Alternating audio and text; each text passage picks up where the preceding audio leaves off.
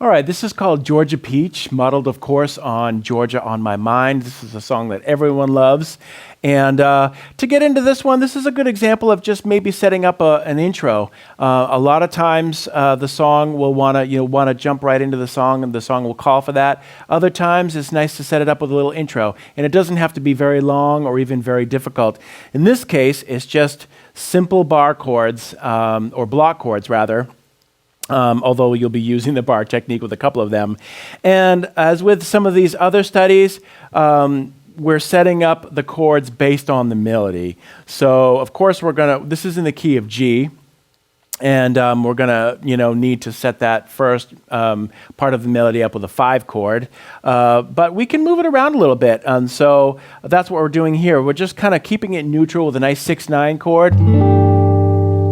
And then keeping that G on top of a F13 chord. And as soon as we do that, again, that's the backdoor chord, the flat 7/7 that we talked about in some of these other etudes here. It immediately introduces the sounds of the blues, or kind of like a soulful sound here. So we've got this G6, and then backdoor chord with a G on top. We're going to keep that G on top with an E chord. And that is further reinforcing the sound of the blues. And then, so if just looking at this melody, we have this.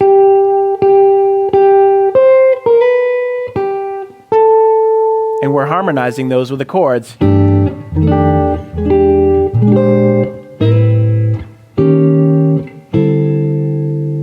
And already through the intro, we're setting up our intention of creating like a slow, soulful kind of R&B ballad, almost like a gospel flavor to this. And I think that's the purpose of the intro, is to basically set up the flavor of the song before you dive right into it.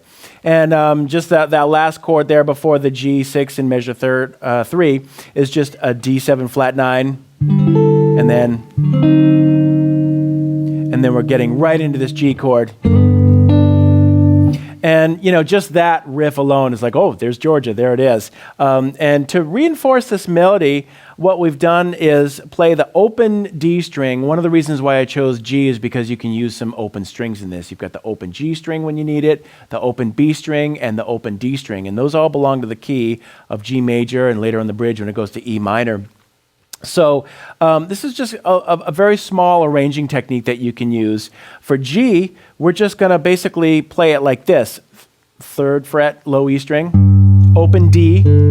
It's already kind of a big sound because of that open string. And then the B will be up on the G string, 4th fret. And then that will lead into a D on the 3rd fret, B string.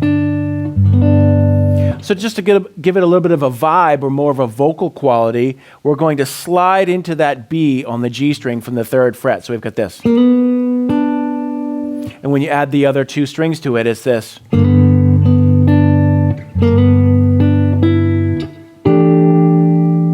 And then we're going to keep harmonizing the melody with block chords. So that's just a little arranging thing that you can think about. It just brings it to life a little bit as a solo guitar player. So another thing here, just looking ahead at measure 4, we've got, this is slow and we're playing it in time. However, what you can do to add a little bit of rhythmic variety is, is in the time feel. So sometimes you can use a real heavy swing, almost like a 12/8 kind of a feel. Or you can pull it back a little bit, and the way that you'll hear jazz musicians interpret 8th notes on a ballad quite a bit is by playing them straight. So we've got this, ba da da da da da boom. So you have this feel of 3 in the background, but you can play these, straight 8ths to create a little variety.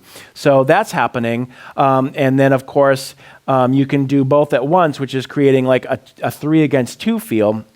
And that's happening in measure 4 over the B7 chord on beats 3 and 4. And that's a great little technique that you can work on with your right hand, because the thumb is just playing 2 notes.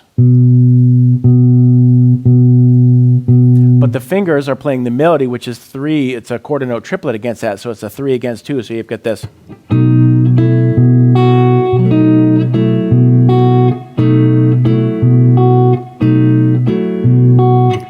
want to just take that fragment of the measure and loop it like I just did there, just to get the independence between the thumb and the fingers.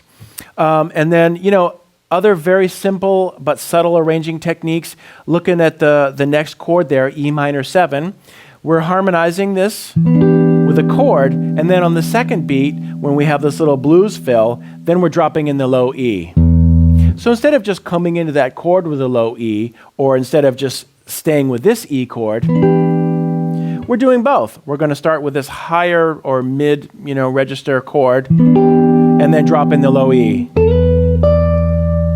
And because it's an open E string, that will buy us, that will give us the room to do like a little line.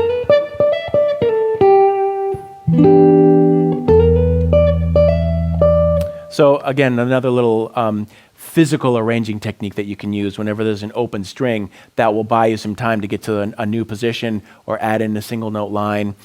In this case, it's just kind of a little blues type of thing. That type of thing. So we've got.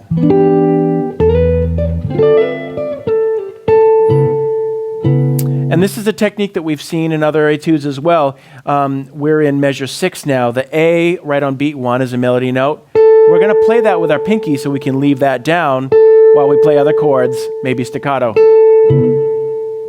C minor. So the idea is that's like a horn, just kind of that note will sustain and ring out through the chord, thus creating the impression or illusion of two different players,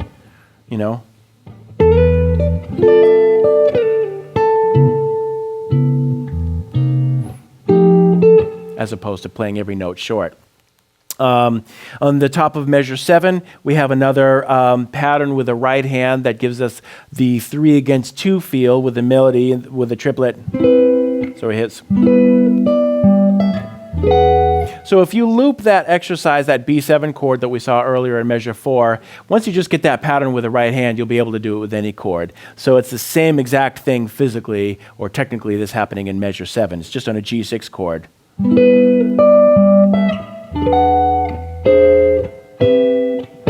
And then more block chords here.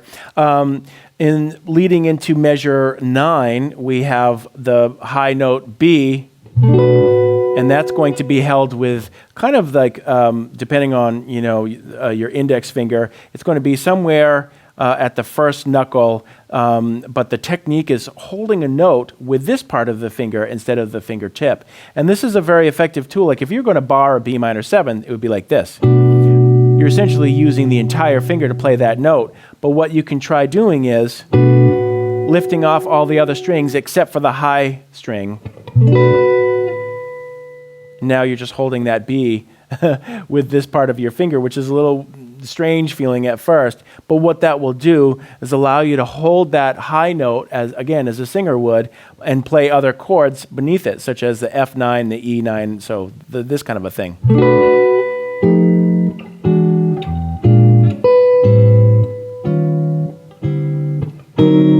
So it sounds like two people instead of one person. All right, moving on to the next verse here. Now we can kind of push and pull with the time a little bit. We can give it a heavier swing, or we can play these eighth notes. So let me just demonstrate that, both of those feels. So we've got, so far from the first A section, this real kind of triplet 12/8 or 6/8 blues shuffle kind of feel with a...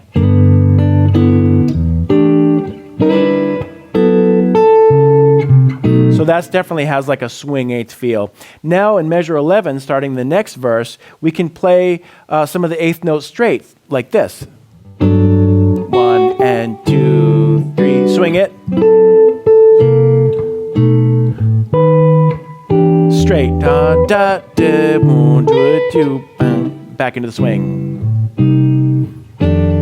So that's an example in those 4 bars that you can practice just in terms of creating some variety in your interpretation of the rhythm. Sometimes it's nice, especially with a slower song like this, to kind of go back and forth between a swing eighth shuffle feel and a real straight feel. So let me demonstrate that one more time with 11. So it's going to be swinging, da, da, da, swing, straight, swing.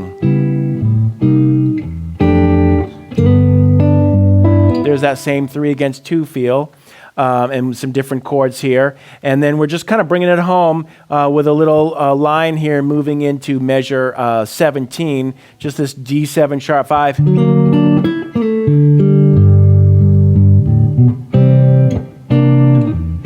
It's classic kind of chord structure and line right out of the blues, gospel, soul playbook there. Now we're going to move into the bridge. So to get us there, we're going to set the E minor chord up with a 2-5, F sharp 7, B7, and I'm coloring those both as altered chords, just to, again, keep it that kind of following the melody of. So I'm going to harmonize this with an altered chord, and then harmonize the G with another altered chord, B. Now we're into E minor. And, the bridge is pretty much straightforward. It uses some classic, blues language using open strings, but it's basically just moving back and forth between an E minor chord and a B7 chord.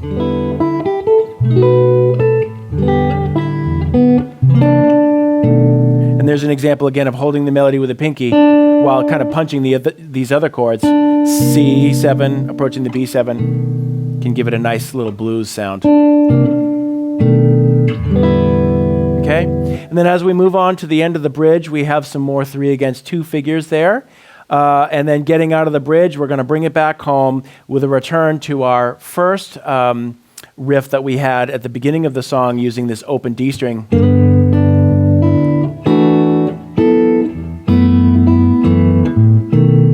Now we can maybe add some block chords with the melody. And then add some octaves in there. I always think of Wes Montgomery, how he might phrase this melody. And you're just basically playing. And a way that you can bring that melody to life is by using a grace note approach, just like you would with one single note if our approach note was G, just sliding into the G or hammering. But when you're playing with octaves, you just take your target note and start 1 fret down below, just like you would with one finger or one note. So if I'm targeting the B here, I'm going to start down 1 fret on the B flat, 8th fret and 11th fret, and then just go right into that. And then you can also do the same thing with the grace note from above. So the next, after the B, I'm going to an A, so I'm going to do the same thing, B flat, but now slide down a fret. So it's. And that's a great way to add some expressive melodic vocal qualities to your playing when you're playing a song with this kind of vibe at this slower tempo. Then go back into the chords. So now again, it's more of like a dialogue, like a question and answer. We've got this melody, chords, back to the melody, and then back into chords. And now, the way I hear it anyways, they've come together. We've got single note melody, or in octaves, and then answered by the chords, and then the melody again in octaves, and then chords backing up the melody. So that's another little example of an arranging technique that you can use. Instead of always playing chords or always playing single note lines and never, joining the two, here's an example of fattening up the single note line with octaves, adding some expressive qualities. Chord, melody, both. And then we're just finishing this off with a little tag, 3 chord, and then just a little kind of classic cliche to get us out of there.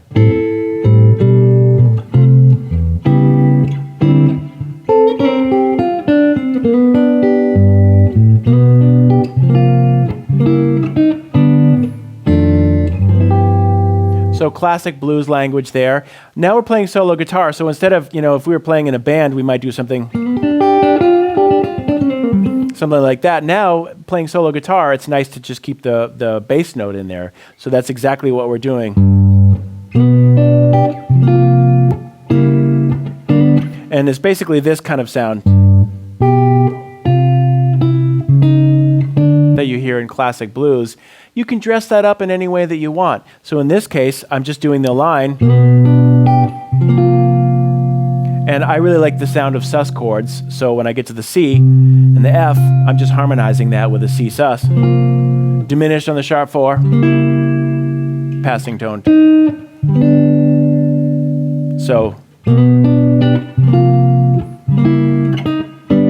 and then I'm going to finish it off with a backdoor chord, F7 or F13, back home.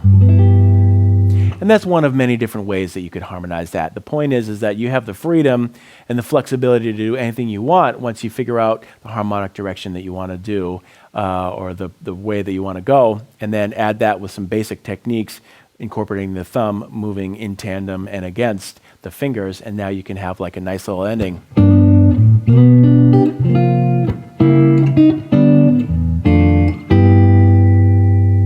And not only are you creating the sound of, solo jazz guitar in the style of Joe Pass, but also some classic blues and ragtime, like in a Blind Blake type of style. It's a really effective ending to a song in this style.